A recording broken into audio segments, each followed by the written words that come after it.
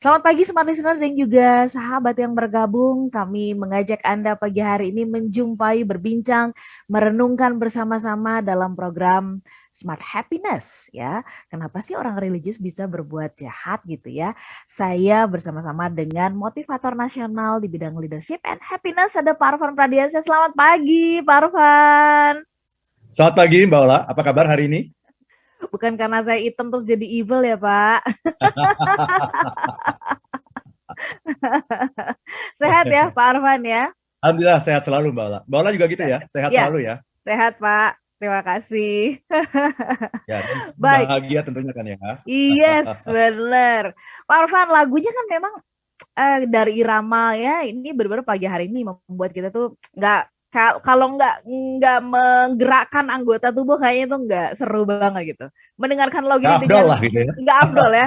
Mendengarkan lagu ini dengan lempeng-lempeng aja itu kayaknya nggak mungkin gitu. Betul, betul sekali Mbak Ola. Oke, dari lagu ini Pak Arfan ingin memberikan Ya, highlight di mana silakan. ya terima kasih banyak Mbak Ola ya. Jadi lagu ini bercerita tentang kegelisahan dan kegundahan seseorang yang melihat dunia saat ini kok dipenuhi oleh orang-orang jahat gitu. Sampai-sampai dia bingung dan penasaran gitu. Konsep orang baik itu seperti apa sih gitu. Kemudian dia juga mempertanyakan Tanyakan dirinya, saya dirinya sendiri ya. ini termasuk orang baik atau orang jahat nih sebenarnya gitu ya. Ini syairnya menarik ya. Jadi dia bilang begini, there's so many evil people that don't even know they are Ya. evil. Ya. Ada begitu banyak orang jahat yang bahkan tidak tahu Tahu. bahwa mereka itu jahat. I'm just trying to clear my mind. Aku Mhm. hanya mencoba menjernihkan pikiranku. Pikiranku. Ya. Ya. Ya. Kemudian dia bilang, I just wanna know if you are a good one, a good one. Aku hanya ingin tahu apakah kamu orang yang baik, orang yang baik. I want to know if I am a good one, a good one. Aku juga ingin tahu apakah aku orang yang baik, ya. Dying to know who are the good ones, the good ones. Aku ingin sekali tahu siapa sih orang yang baik itu, siapa sih gitu ya. Cause there are so many evil people that don't even know they are evil, ya. Karena ada begitu banyak di dunia ini orang yang jahat yang bahkan tidak tahu bahwa mereka itu jahat. Ini lagu yang menarik sekali dari Rodi, Evil People, Mbak Ola. Oke, evil people. Oke. Pertanyaan yang kita coba akan jawab bersama-sama ya. Ini sebenarnya bukan kali ini saja gitu ya Pak Betul. Arfan ya. Sudah kayaknya sepanjang hidup kita bertemu dengan kondisi ada orang-orang yang kita sudah pandang demikian religius gitu ya. Kita percayakan bahkan kepada dia gitu ya. Apakah Ya, itu diri kita, apakah itu anggota keluarga kita, berkaitan dengan pendidikan dan sebagainya, tapi justru ya mereka justru yang melukai. Nah, betul. ini menarik kalau kita coba mungkin sepakati dulu religius itu apa sih Pak Arfan ya? Dia sama nggak sih dengan spiritual? Karena Ya, Indonesia yang kaya sekali dengan agama ya. Ini kan ya, menandakan bahwa orang-orang Indonesia ini orang di luar sana, di luar Indonesia menganggap wah orang Indonesia ini rajin berdoa semuanya. ya. Rajin sholat, Rajin rajin ke ibadah gereja, gitu. iya kan, rajin Iya, rajin ibadah. ibadah gitu. Berarti orang-orang yang sangat baik sekali. Nah, mungkin Pak Arfan bisa jelaskan dulu tentang religius dan kedalamannya dan itu Ya, berbeda nggak sih dengan spiritual? terima kasih banyak Mbak Ola ya. Ada yang bertanya kepada saya, kenapa judulnya ini harus pakai kata-kata religius gitu. Kan judul talk show kita pada hari ini adalah mengapa orang religius bisa berbuat jahat gitu. Itu. Ada yang tanya, kenapa sih harus pakai kata religius? Kenapa nggak bilang mengapa orang berbuat jahat? Kan sebenarnya sesimpel itu. Kenapa orang berbuat jahat? Saya bilang begini, karena kita orang berbuat jahat itu di sini ada faktor, ada variabel yang namanya religius itu. Karena kalau tidak ada variabel yang namanya religius, kalau kita hanya bertanya kenapa orang berbuat jahat gitu, bisa saja jawabannya adalah karena dia jauh dari Tuhan gitu. Bisa saja jawabannya kenapa orang berbuat jahat karena dia jarang sholat gitu. Karena dia jarang beribadah, karena dia jarang ke gereja gitu. Jawabannya itu gitu. Nah, tetapi sekarang ini faktor itu sudah ada dalam pembahasan kita gitu. Jadi religius itu merupakan sebuah variabel yang justru kita bahas di sini. Kenapa ternyata bahwa religiositas itu tidak menjamin seseorang itu menjadi orang baik gitu. Dan kenapa misalnya ini dipicu oleh kasus Heri Wirawan ya, yang saya kira sudah sangat terkenal dalam 1 bulan terakhir ini gitu ya. Jadi bahan Seorang pembicaraan ya. betul, seorang pemuka agama ya, seorang ustadz dan dia memperkosa 12 santriwatinya, dan itu terjadi selama bertahun-tahun sampai hamil, kemudian melahirkan, bahkan ada yang 2 kali hamil dan 2 kali melahirkan gitu kan. Ini berarti ini sebuah kejahatan yang sistematis dan terencana gitu, dan terjadi bertahun-tahun dan tidak mampu dibongkar. Bayangkan, orang hamil saja 9 bulan ya. Ya, kemudian dia bisa hamil melahirkan, kemudian 2 hamil kali. lagi 2 kali, berarti sudah mungkin selama 2 tahun itu dia. Untuk 1 orang saja dia bisa melakukan kejahatan selama 2 tahun. Nah, pertanyaannya, kok bisa begitu? Jadi dalam talkshow ini kita sudah memasukkan faktor religiositas gitu. Jadi ternyata religiositas itu tidak jaminan gitu bahwa orang itu orang baik gitu. Nah, pertanyaan Mbak Ola tadi, apa itu yang namanya religiositas? Religius itu adalah orang yang taat beribadah. Orang yang rajin sholat, rajin berzakat, rajin puasa, rajin ke gereja, rajin beribadah, ya. Kemudian menggunakan simbol-simbol keagamaan, pakaian keagamaan, dan simbol-simbol yang lain yang berkaitan dengan ajaran agama apapun ya, agama apapun gitu. Dan itulah yang namanya religiositas gitu. Orang-orang yang taat beragama. Secara gampangnya seperti itu, Mbak Ola. Oke. Taat beragama. Nah, asumsi dalam pemikiran kita kan orang-orang yang taat melakukan ibadah berarti kan akhlaknya, ya, adabnya, pemikirannya, sikap perkataannya itu akan sangat baik gitu, sesuai dengan apa yang diperintahkan oleh Tuhan gitu ya. Nah, ini menarik gitu. Kenapa kemudian mereka bisa terjebak dia di dalam lingkaran perbuatan yang justru melanggar gitu kan? Betul. Nanti kita gali di sesi berikutnya ya, Pak Arfan ya. Apa yang terjadi kepada mereka? Apa karena kemudian mereka merasa bahwa bungkusnya sudah sangat bagus banget ya, sehingga kemudian mereka tergoda gitu ya di balik bungkus itu melakukan. Nanti kita gali ya, smart listener. Kalau pendapat Anda sendiri gimana? Kalau Anda coba review gitu ya selama setahun ini, apakah Anda sendiri ya, nggak usah kita lihat ke orang deh gitu. Nanti saya juga akan share ke Anda gitu. Tergolong yang religius atau spiritual nih? Religius itu ya tadi sampai di tataran atau tahapan kita rajin sekali beribadah. Apa komentar Anda ya? Silakan di 0812 11 12 959 itu WhatsApp kami, bisa Anda pakai.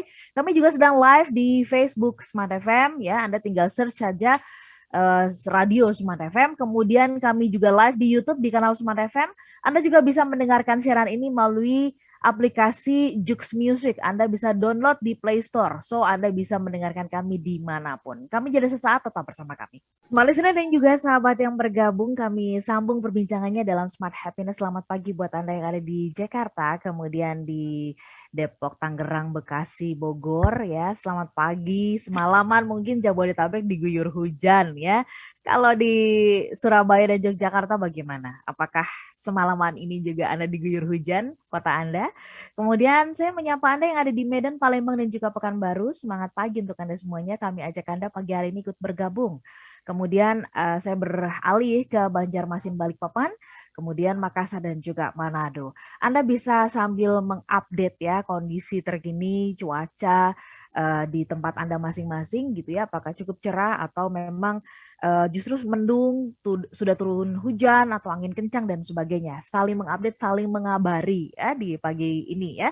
Di kesempatan kita berbincang mengapa orang religius bisa berbuat jahat. Jadi bukan orang religius itu jahat ya, tapi bisa berbuat jahat. Karena kan tadi kita sempat berbincang di sesi pertama, Pak Arfan menyampaikan bahwa orang religius itu adalah orang yang taat beribadah nih. Berarti kan semua tata cara yang disampaikan atau dituliskan, diaturkan dalam agama dilakukan, dilaksanakan ya dengan sangat taat. Oke, kita sambung nih. Tapi kenapa kok bisa berbuat jahat? Karena dalam pemikiran kita orang-orang yang taat beribadah harusnya dia baik gitu ya, baik di dalam maupun di luar. Pak Arfan, kita coba kuliti satu persatu gitu ya. Kalau religius itu terkait ketaatan beribadah, apakah ketaatan beribadah tidak inline, tidak berbanding lurus dengan bahwa ia menghayati ya, menghayati ajaran yang dia atau tata ibadah yang dia lakukan, Pak Arfan? Ya, ini pertanyaan bagus sekali ini Mbak Ola ya. Tapi sebelum masuk ke menjawab pertanyaan ini, saya cuma ingin mengatakan begini Mbak Ola. Jadi sebetulnya kalau ada orang religius yang berbuat jahat gitu, kita harus membedakan ada dua jenis Mbak Ola. Oh, oke. Ada dua jenis orang religius yang berbuat jahat gitu Ya. ya. Yang pertama adalah orang itu sebetulnya orang jahat gitu. Dia emang orang jahat yang berpura-pura religius. Jadi dia berpura-pura religius itu semata-mata untuk menjalankan maksud jahatnya gitu. Kita tidak tahu nih orang seperti Heri Wirawan ini apakah dia sebenarnya orang jahat yang berpura-pura jadi ustadz, kan bisa begitu ya. Ya, supaya aman dia pakai predikat ustadz jadi aman. Padahal dia sebetulnya dia bukan ustadz, dia orang jahat gitu ya. Atau kemungkinan kedua adalah orangnya religius.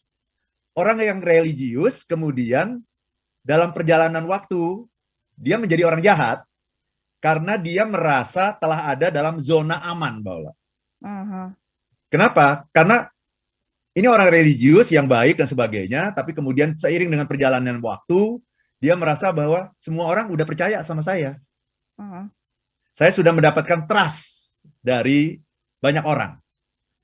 Karena itu saya sudah merasa aman. Jadi ibaratnya begini, kalau anak sekolah, misalnya kita anak sekolah nih, bayangkan ya Mbak Ola ya, kalau anak sekolah, dia belajar atau dia nggak belajar, orang mengatakan dia pasti belajar nih. Kira-kira dia akan belajar nggak, Mbak Ola? Enggak kan? Jadi katakanlah Mbak Ola anak sekolah nih ya. Mbak Ola mau belajar kek, mau nggak belajar kek, orang udah yakin kalau Mbak Ola itu pasti belajar gitu. Udah, saya nggak belajar. Nggak belajar, nah itu. Itu analogi sederhana ya. Maksudnya, saya baik atau nggak baik, orang pasti bilang saya baik. Ya udah, ngapain saya harus effort untuk berbuat baik gitu. Saya menolong orang atau nggak menolong orang, saya sudah punya predikat sebagai orang yang menolong orang gitu. Ngapain saya menolong orang? Ngapain repot-repot lagi untuk menolong orang? Jadi ketika dia sudah mendapatkan trust yang begitu besar, akhirnya dia berlindung di balik trust itu untuk tidak melakukan kebaikan gitu. Nah ini, jadi kita harus melihat nanti, ini orang-orang seperti Heri Wirawan, dan saya kira ada banyak yang seperti ini ya. Heri Wirawan ini hanya sebuah, istilahnya apa itu, puncak gunung es lah gitu ya. Karena ini kasusnya banyak sekali, bukan yang pertama, melibatkan orang dengan berbagai ajaran agama gitu ya. Jadi ini sesuatu yang sangat banyak terjadi gitu. Ini hanya puncak gunung es. Nah pertanyaannya, orang seperti Heri Wirawan ini, apakah dia jahat dulu? Memang orang jahat gitu, yang memakai topeng religius, atau sebetulnya orang yang religius, yang kemudian merasa aman dengan statusnya, dan kemudian dia melakukan hal-hal yang jahat gitu, karena dia merasa sudah mendapatkan trust dari banyak orang. Nah yang mana itu? Nah kita tidak tahu, dan kita hanya bisa menerka gitu, kira-kira ini dia masuk kategori yang mana gitu, Mbak Ola. Iya, oke. Baik. Menyambung tadi pertanyaan saya Pak Arfan, kalau tadi Bapak sudah menyampaikan terlebih dahulu nih ya gitu ya, ada dua golongan atau ada dua jenis yang pada dasarnya memang jahat atau yang memang dia menggunakan topeng. Nah, taruhlah kemudian ini keduanya kita anggaplah bahwa pada awalnya mereka mengenal yang namanya kebaikan gitu ya, lewat ajaran agama yang mereka lakukan gitu. Tetapi kemudian ada perubahan ya, dan mereka menjadi orang jahat gitu. Nah ini berarti kalau misalnya mereka menjalankan ibadah dengan sangat taat, berarti kan ada sesuatu yang mereka tidak menghayati secara mendalam ya Pak Arfan, sampai kemudian mereka jatuh gitu ya, mereka terjerat gitu di dalam perbuatan jahat ini. Salah di penghayatan atau karena mereka menganggap yang penting saya sudah melakukan ini nih tata cara tadi itu tuh Pak Arfan. Ya, very good question. Ini pertanyaannya bagus sekali Mbak Ola ya. Jadi sama halnya dengan orang yang bersedekah gitu misalnya, orang yang bersedekah, orang yang menolong orang, itu bagus apa enggak menurut Mbak Ola? Bagus. Bersedekah itu bagus. Bukan tergantung niatnya ya? Oh, ini ada kaitannya dengan niat gitu ya? Iya dong. Oke. Jadi ketika kita melihat sesuatu itu, ada yang namanya perilaku, ada yang namanya intention, niat. gitu. Mm-mm. Perilaku itu yang kelihatan. Perilakunya adalah menolong orang. Mm-mm. Ya, Niatannya oke gitu ya. nyatanya, nah ya misalnya ada seseorang mau nraktir Mbak Ola makan siang kan, seperti itu. Mm-mm. Baik nggak itu? Mm-mm. Ya baiklah. Tapi kan Mm-mm. kita harus lihat sebenarnya apa nih yang ada di balik ini. Apakah dia betul-betul ingin berteman dengan Mbak Ola, ingin bersahabat, ingin membangun hubungan, atau dia punya kepentingan yang dia ingin dapatkan dari Mbak Ola gitu. Jadi dia melihat Mbak Ola ini sebagai subjek atau sebagai objek gitu, Sebagai apa? Mm-mm. gitu ya. Atau dia hanya ingin pencitraan saja gitu. Jadi kita harus melihat dari berbagai sudut pandang Mbak Ola. Yang dilihat itu sebetulnya adalah niatnya, intentionnya. Sama gitu. Ketika orang sholatnya itu kenapa dia sholat gitu. Bukan sholatnya yang menjadi yang bernilai sesungguhnya, tapi apa yang ada di balik itu gitu. Nah, ada banyak orang yang ketika dia melakukan sesuatu, memang niatnya itu bukan spiritual gitu. Jadi kalau saya sholat, kelihatannya baik, saya sholat. Tapi saya sholat itu bisa niatnya ada dua. Pertama adalah spiritual, yang kedua non-spiritual. Spiritual adalah ketika niat saya sholat itu adalah untuk membangun connection dengan Tuhan gitu. Ketika saya berdoa itu saya sedang niatnya adalah membangun connection dengan Tuhan. Itu namanya spiritual. Tapi ada banyak sekali orang yang sholat niatnya non spiritual. Apa itu non spiritual? Misalnya adalah untuk cari muka di depan mertua, misalnya gitu kan?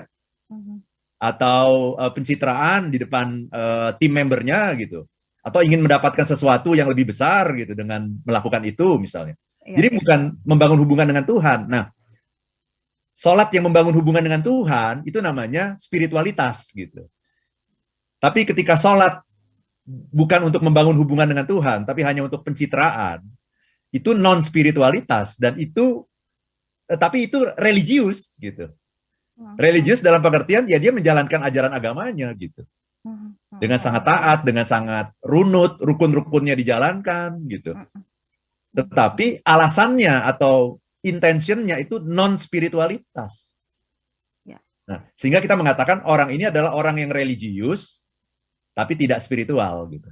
Nah, yang pertama tadi orang religius dan spiritual karena niat saya adalah membangun connection dengan Tuhan. Itu Mbak Ola. Iya.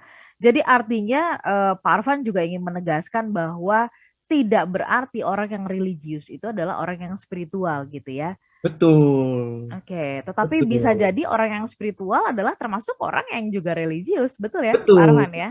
Betul. Jadi spiritualitas itu berkaitan dengan intentionnya, niatnya, mindsetnya gitu. Religiositas itu berkaitan dengan perilakunya gitu. Tetapi perilaku yang sama bisa didasari oleh niat yang berbeda. Gitu. Nah, kualitas perbuatan seseorang itu bukan dilihat dari perbuatannya per se, tapi dilihat dari niatnya apa gitu. Baik, Pak Arfan, kalau tadi Pak Arfan mengatakan ini tergantung dengan intentionnya gitu. Dari mana kita sebagai orang awam bisa melihat perbedaan ya? Niatan yang memang sesungguhnya baik begitu ya, sama niatannya memang udah nggak baik nih, emang niatannya udah nggak beres nih gitu. Apakah dilihat dari buahnya gitu kan? Atau dari mana sih ya? Nanti kita juga ini juga jadi alat atau jadi cermin kan buat ngecek kita sendiri. Jangan-jangan ya kita nih gitu ya juga perlu diluruskan gitu. Smart listener silakan Anda boleh kasih tanggapan pendapat terkait perbincangan kami. Kenapa orang baik bisa berbuat jahat?